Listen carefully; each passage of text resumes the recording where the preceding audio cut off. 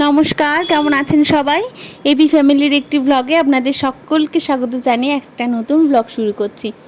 আগের দিনে তো বললামই এটা একটা পেন্ডিং ব্লগ, প্লিজ পুরোটা দেখবেন, স্কিপ করবেন না। আজকে জন্মাষ্টমী, তো সকলকে জানাই শুভ জন্মাষ্টমীর প্রীতি শুভেচ্ছা, আন্তরিক অভিনন্দন।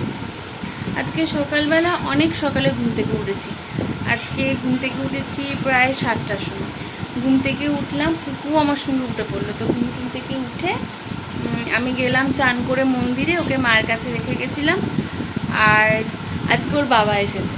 ওর বাবা ওখান থেকে 8:30 কত ট্রেনটা বালি থেকে ধরেছে, তো এখানে আসলো 10টা, পুরো 10টা। আমিও এলাম মন্দির থেকে, ওর বাবাও এলো। আর আমি একবারে জন্মাষ্টমীর কেনাকাটা করে নিয়ে চলে এসেছিলাম, আপনাদের দেখাচ্ছি কি কিনেছি।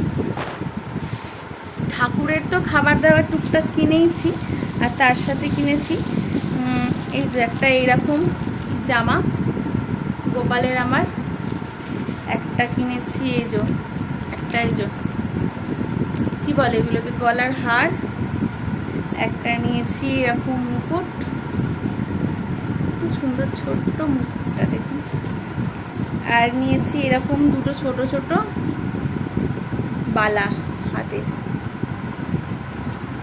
আর একটা বাঁশি, আর একটা মাথার চুল।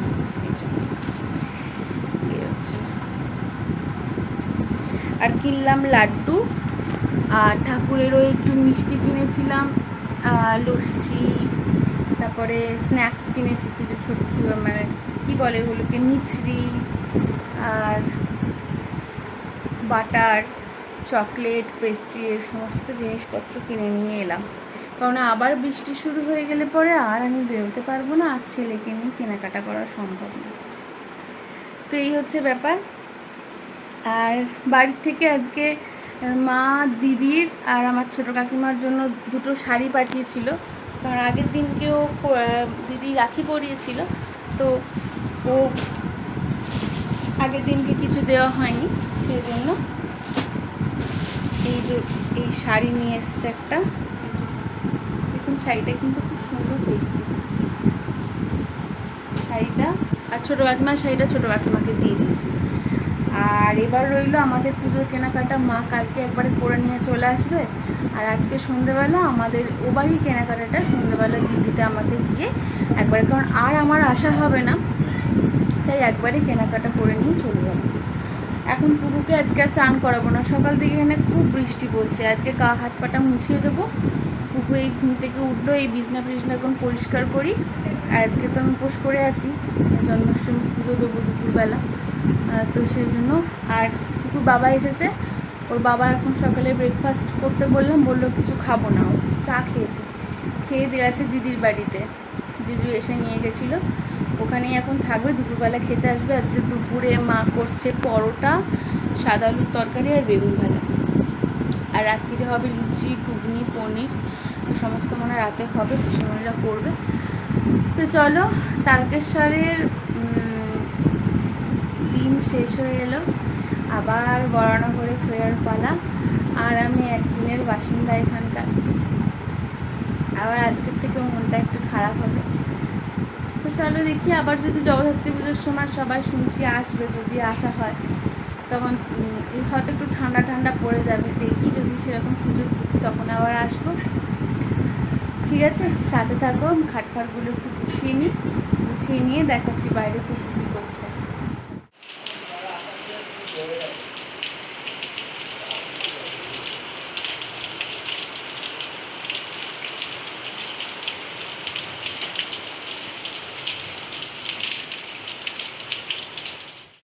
যেই না বেরোবো, সেই বৃষ্টির জন্য আর বেরোতেই পারছি না।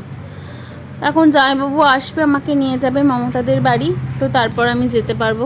দেখুন তো কি বৃষ্টিতে পড়লাম, এই উঠোনটার দিকে তাকালেই না শুধু অনেক কিছু মনে পড়ে যায়। তো যাই হোক, সেটা আপনাদের সঙ্গে পরে শেয়ার করব। তো এখন বেরিয়ে পড়েছি, এখন বাজে প্রায় 4টে। ঠাকুরমশাই বসে গেছেন পুজোতে, জিজু বারবার আমি বললাম তাড়াতাড়ি নিয়ে চলো, সেই দেরিই হয়ে গেল। কারণ ওরা দুজনে মানিক জোরে বেরিয়েছিল, ওরা বাড়ি এলো, তারপর আমাকে নিয়ে যাবে না। তো এই হচ্ছে দিদিদের বাড়ির রাস্তা, এখানটা ক্রস করে ডান দিকে গেলেই মমতাদের বাড়ি। আর এই রাস্তাটা পুরোটা ক্রস করে গেলেই ওদের বাড়ি, মানে শীতিলেখা শ্বশুর বাড়ি। আর এখানে আমাদের একটা ভঞ্জিপুর স্কুল পড়বে, এই যে দেখতে পাচ্ছেন ডান দিকে বিল্ডিংটা, এটা হচ্ছে ভঞ্জিপুর স্কুল। আর এই গ্রাম্য পরিবেশটা আমার যে কী ভালো লাগে, বিয়ের আগে এখানে খুব আসতাম।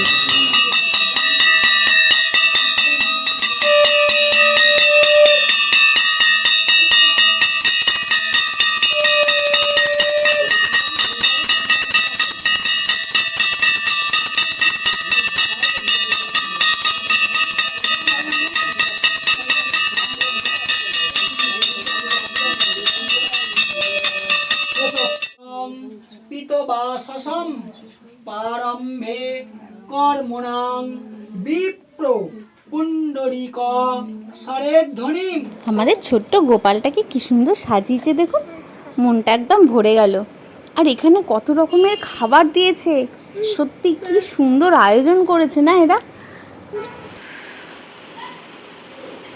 গুড ইভিনিং বন্ধুরা, এখন বাজে সন্ধ্যে 7:30। এখন যাব মার্কেটিং করতে। মার্কেটিং কিছুই না, পুজোর মার্কেটিং। মানে আমি যেহেতু আর আসবো না, তো সেই জন্য মা ওখানকার এখানের জিনিসপত্রগুলো মা কিনে নিয়ে চলে আসছে। তো সেই জন্য বাপি বললো তাহলে তুইও ওখানকার জিনিসগুলো কিনে নিয়ে চলে যা। তো বাপি আমাকে টাকা দিয়ে দিয়েছে। তো এখন আমি আর দিদি বেরোবো পুজোর তত্ত্ব কিনতে। তো রূপসী যাওয়ারই ইচ্ছা আছে প্রথম এখান থেকে, কারণ ওই এক ছাদের নিচে ওখানে সব কিছুই পাওয়া যায়। ছোটো কাকাও টাকা দিয়েছে সোনুকে, তো সব মিলিয়ে মিশিয়ে কিনবো। তো চলো দেখি কি পাওয়া যায়, কি কেনাকাটা করা যায়, মনের মতন সব কিছু হয় কি না। চলো, এখন দিদি আসবে, দিদি এসে যাব একসাথে। আর ববি দাদের বাড়িতে আজকে পুজো দিতে গেছিলাম। আজকে একটা বিরাট বড় অ্যাক্সিডেন্ট হয়েছে বলতে, একে তো প্রচুর বৃষ্টি পড়ছিল, আর জিজু একটু তাড়াহুড়ো করেই আমাকে নিয়ে যাচ্ছিল। আর ওর বাবা দাঁড়িয়েছিল বাড়ির সামনে, বললো আসলে একসাথে খাবো বলে, তখন 3:45 বাজে। তো বৃষ্টির জন্য তাড়াহুড়ো করে যেতে গিয়ে ববিতাদের ঠিক বাড়ির মুখটাতে, ভঞ্জিপুর থেকে পেরিয়ে একদম মুখটাতে একদম স্লিপ করে দুজনেই পড়ে যাই আমরা। আমি আর জিজু দুজনেই পড়ে যাই। তো কারুর লাগেনি, শাড়িটা একটুখানি কাদা হয়ে গেছিলো, আর আমার পাটা একটু। হ্যাঁ গো, একটু বাজার যাব। না, ছেলে মায়ের কাছে থাকবে, দিদির সাথে যাব। তো ওই পড়ে যাওয়ার পরে ওই আমার পাটা একটুখানি জাস্ট ডান পায়ের হাঁটুটা একটু ছড়ে গেছে, আর এই ডান দিকটাতেই আমার ব্যথা ব্যথা করছে। আর জিজুর জানি না কী হয়েছে, জিজুরও মনে একটু কেটে ফেটে গেছে। যাই হোক, খুব বড় ধরনের কিছু হয়নি, গোপাল বাঁচিয়ে দিয়েছে। যদি জোরে সজোরে পড়ে যেতাম হয়তো আরও বড় অ্যাক্সিডেন্ট হয়ে যেতে পারত। তো তারপরে আর ভিডিও করবার মতো পরিস্থিতি ছিল না, জোরেই পড়েছিলাম, ভেবেছিলাম হয়তো জোর লেগেছে, সবার সামনে কিছু বলতে পারছিলাম না। এখন ঠিক আছে। তো বাড়িতে আসলাম, ওখান থেকে একটু দিদির বাড়ি হয়ে বাড়ি আসলাম। এসে মা পরোটা সাদা আলু তরকারি করেছিল, খেলাম। খাওয়ার পরে পুকুকে ম্যাগি খাওয়ালাম। আর কাকা কালকে বলেছিল তুই ঘুগনিটা করবি, তো পনির দিয়ে ঘুগনি করেছি, আর রাত্রির হবে লুচি আর মিষ্টি নিয়ে এসেছে। তো এই হবে রাতের ডিনার। তো এখন যাই, পুকুকে ম্যাগি খাইয়ে দিয়েছি, খাইয়ে দিয়ে যাবো। আর কালকে মা আসবে, বাপি আসবে। তো কালকে সকাল থেকে একটু রান্নার তোড়জোড় করবো। কালকে মেনুটা একটু স্পেশাল কিছুই না, মানে যেহেতু ও জামাই ষষ্ঠীতেও আসেনি, আর প্রতিবারে মাটন খাওয়ানো হয়, সেজন্য এবারে ভেবেছি যে মাটন করবো না, এবারে ইলিশ মাছ করবো। এখানকার ইলিশ মাছ আমাদের ওখানের থেকে বেশি ভালো খেতে, তো সেই জন্য ইলিশ মাছই এবারে করার ইচ্ছে ছিল। সেই জন্য বাবা নিয়ে এসেছে, ইলিশ মাছ নিয়ে এসেছে আর চিকেন নিয়ে এসেছে। কালকের মেনু হচ্ছে ভাত, 3-4 রকমের ভাজা, আর ডাল, ইলিশ মাছ মানে ভাপা ইলিশ, আর থাকবে চিকেন কষা, আর মিষ্টি, দই, চাটনি, পাঁপড় তো থাকবেই। তো সকাল থেকে উঠে বাপি রান্নার দায়িত্ব তো আমাকেই দিয়ে দিয়েছে, তুই করবি, আমি ছেলে ধরবো। তো তাই দেখা যাক কি হয়। সকালে আমার দিদি যদি চলে আসে, দিদিকে বলবো মাছটা করতে, আমি আবার মাছটা অত ভালো করতে পারি না। বা আমার বর যদি থাকে, ও যদি বলে যে আমি করবো, তাহলে ও করবে। তো এই হচ্ছে মেনু। তাহলে চলো আজকে ঘুরে আসি, সন্ধ্যা থেকে দেখি কি কি জিনিসপত্র কেনাকাটা করা যায়। আমার দিদিকে একটা ফোন করি, ফোনটা আসুক। তারকেশ্বরের বাসিন্দা মাত্র 1 দিনের জন্য, আবার বরানগরের রাস্তায় ফিরে যেতে হবে, আবার কবে আসবো তাই জানি না, সেই জন্য আজ থেকেই মনটা খারাপ লাগছে। কিন্তু খারাপই কিছু নেই, 4 দিন বেশ আনন্দ করলাম, খুব ঘুরলাম, সব বান্ধবীদের সঙ্গে আজকে দেখা হয়ে গেছে। চলো এবার সাথে থাকো, দেখি কি মার্কেটিং। এখন চলে এলাম রূপসীতে।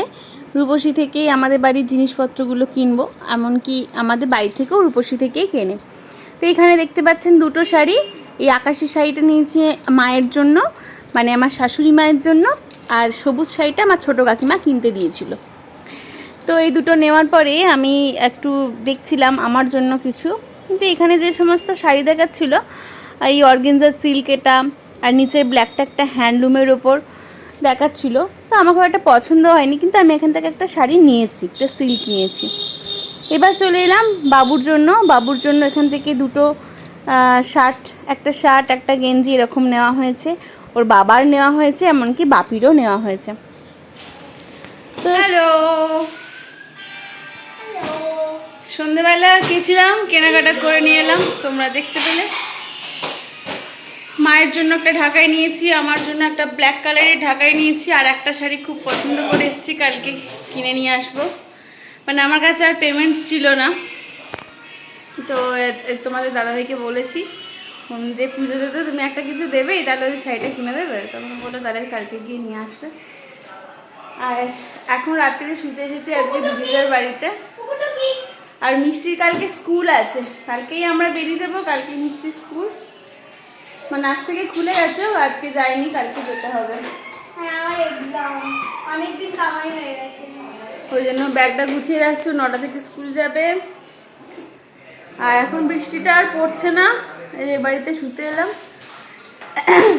আর আমার পুকুরটাকে দেখেছো, ওই দেখো ঘুরু ঘুরু করছে। কালকে মায়েরা আসবে 1টা-1:30 নাগাদ করে, ওখান থেকে বেরোবে, এখানে আস্তে আস্তে 3টে, 3:30 বাজবে।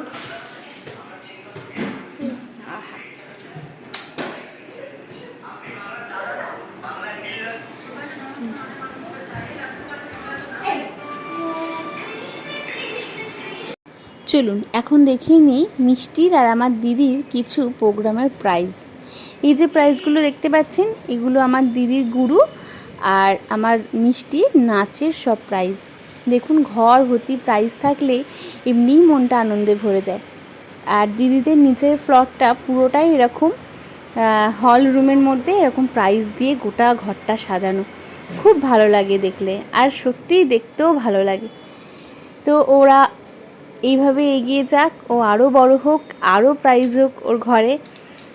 তো নাচ নিয়ে ওর অনেক স্বপ্ন, সব স্বপ্ন যেন ওর পূরণ হয়।